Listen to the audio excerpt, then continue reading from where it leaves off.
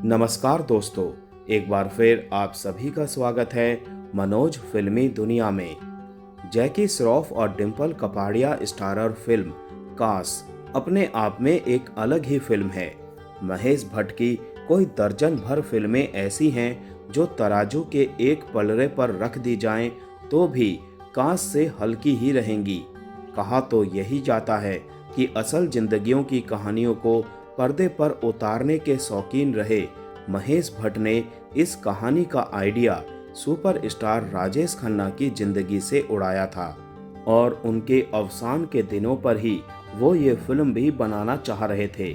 लेकिन इस फिल्म में आपको Hollywood film Kramer versus Kramer का छौंका भी दिख जाएगा, जिस पर बाद में मंसूर खान ने फिल्म अकेले हम अकेले तुम बनाई।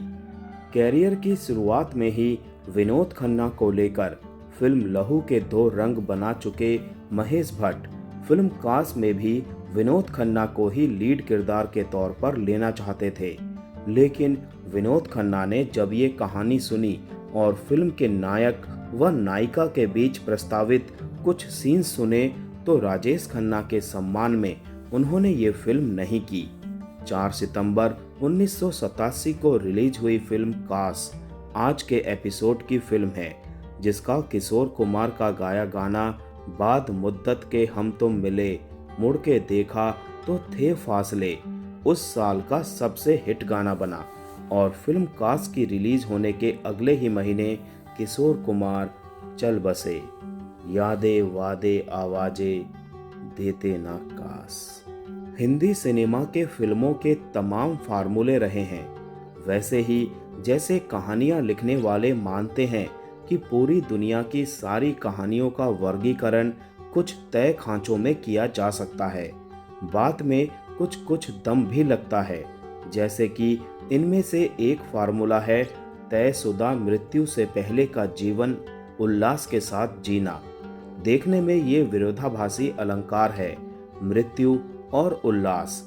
आमतौर पर तो मृत्यु का शोक मनाया जाता है और पता चल जाए कि किसी व्यक्ति की मृत्यु होनी ही है तो फिर तो पूरा गली मोहल्ला पहले से शोक मनाने लगता है।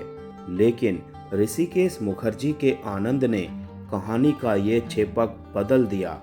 इस फिल्म ने हिंदी सिनेमा को एक ऐसा नायक दिया जिसे अपनी निश्चित मृत्यु के बारे में पता है, लेकिन वो जितने दिन भी जीना चाहता है खुलकर खिलखिलाकर जीना चाहता है और कहता है बाबू मोसाय जिंदगी लंबी नहीं बड़ी होनी चाहिए। यहाँ फिल्म कास में मृत्यु दो जीवनों के बीच सेतु का काम करती है। जो परिवार में सबसे छोटा है उसे सबसे पहले जाना है। ये तय होने के बाद जो कुछ फिल्म में होता है वही इसका असली मर्म है। जैकी श्रॉफ और डिम्पल का सादगी भरा बेहतरीन अभिनय है और इन दोनों के बेटे बने मास्टर मकरंद का चेहरा देखकर कलेजा अपने आप मुंह को आने लगता है। फिल्म कास जब रिलीज हुई तब अंग्रेजी पत्रिका इलस्ट्रेटेड वीकली के संपादक प्रीतिश नंदी ने इस पर एडिटर्स चॉइस नाम के अपने कॉलम में महेश भट्ट को तबीयत से लपेटा। इस आलेख में प्रीतिश नंदी बताते हैं कि फिल्म तो बहुत अच्छी नहीं है, लेकिन फिर भी वो फिल्म देखने की सिफारिश करते हैं सिर्फ जैकी श्रॉफ और डिम्पल के अभिनय के नाम पर। प्रीतिश नंदी ने अपने इस कॉलम में महेश भट्ट को इतनी तबीयत से धोया है जितना फिल्म सड़क 2 के रिलीज होने के बाद भी वो नहीं धोए गए। प्रीतिश नंदी ने छोड़ा इसमें अनुपम खेर को भी नहीं है। वो लिखते हैं अनुपम इस तरह के किरदार करके हाराकिरी कर रहे हैं और अगर ऐसा उन्होंने किसी और के कहने पर किया है तो फिर तो ये मर्डर है। गुस्सा ये फिल्म देखने के बाद अनुपम खेर को भी बहुत आया और उन्होंने इसे प्रकट भी किया। वो ये मानकर चल रहे थे कि फिल्म कास में वो समानांतर नायक की भूमिका में हैं, लेकिन महेश भट्ट ने जब फिल्म एडिट की तो अपनी ही इस खोज को फिल्म में हाशिए पर पहुंचा दिया। ऐन मौके पर अपने करीबियों को इस तरह के दिल की धड़कनें बढ़ा देने वाले सरप्राइज देने की महेश भट्ट की बहुत पुरानी आदत रही है। ऐसी फिल्मों में अक्सर फिल्म के निर्देशक या फिर इसके लेखक पूरे मामले को कल हो ना हो जैसा फिल्मी बना देते हैं। हिंदी सिनेमा में ऐसी फिल्में गिनती की हैं जिनमें मृत्यु जैसे विषय ने संवेदनशीलता के साथ विस्तार पाया हो। जब भी ऐसी उम्दा फिल्मों की गिनती होती है तो ऋषिकेश मुखर्जी की आनंद से शुरू होकर मिली और दर्द का रिश्ता तक आकर ही रुक जाती है। लेकिन इस सूची से पहले की एक फिल्म असित सेन निर्देशित सफर और इस सूची के बाद की एक फिल्म यानी महेश भट्ट निर्देशित कास की भी इनमें चर्चा जरूरी है। महेश भट्ट के खाते में ऐसी कुछ चुनिंदा फिल्में दर्ज हैं जिन्हें देखकर देश के एक महत्वपूर्ण कालखंड के कौतूहल को करीब से समझा जा सकता है। उनकी फिल्मों अर्थ, सारांश और नाम की अगली कड़ी है कास। इसके बाद उन्होंने ठिकाना, कब्जा और आवारगी जैसी फिल्मों में उस वक्त के उभरते सुपरस्टार्स को बिल्कुल अलग तेवरों के साथ पेश करने में भी कामयाबी पाई। और उसके बाद 1990 में आ गई आशिकी, जिसे महेश भट्ट ने इसके गानों को सुनने के बाद गुलशन कुमार से अपने लिए मांगा था। महेश भट्ट के सिनेमा पर जब भी कोई किताब लिखी जाएगी तो वो दो हिस्सों में बंटी होगी, एक आशिकी से पहले का महेश भट्ट और दूसरा आशिकी के बाद का महेश भट्ट। फिल्म कास की कहानी एक लोकप्रिय फिल्म स्टार रितेश की कहानी है। वो अपनी पत्नी पूजा और 7 साल के बेटे रोमी के साथ रईसों की जिंदगी जी रहा है। रितेश का कैरियर फ्लॉप फिल्मों की वजह से डगमगाता है और खुद की बनाई फिल्में भी फ्लॉप हो जाने के चलते उसके कर्ज चुकाने के लिए उसे अपनी संपत्ति बेचनी होती है। सदमा बर्दाश्त न कर पाने के चलते रितेश खूब शराब पीने लगता है और उसकी पत्नी पूजा घर संभालने के लिए नौकरी करने लगती है। रितेश से ये बर्दाश्त नहीं होता। रोमी को कुछ समझ नहीं आता कि वो करे तो क्या करे। एक दिन पूजा के साथ बदतमीजी होती है और आलोक उसे बचा लेता है। आलोक चाहता है कि पूजा उसके साथ काम करे। वो उसे छोड़ने घर तक आता है तो रितेश से ये देखा नहीं जाता।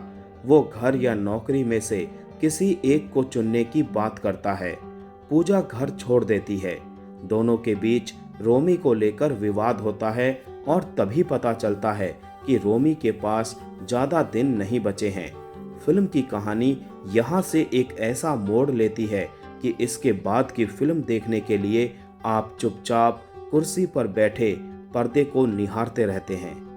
शायद बहुत कम लोगों को ही पता होगा कि फिल्म कास के निर्माता मशहूर हास्य कलाकार महमूद के भाई अनवर थे। अनवर ने ये फिल्म अपने साथी FK रतन सिंह के साथ मिलकर बनाई थी। इससे पहले दोनों अमिताभ बच्चन की फिल्म खुद्दार भी बना चुके थे। फिल्म कास में एक गाना महमूद ने भी गाया है। महेश भट्ट और महमूद ने एक साथ पहली बार इसी फिल्म में काम किया। फिल्म कास का संगीत राजेश रोशन ने दिया है।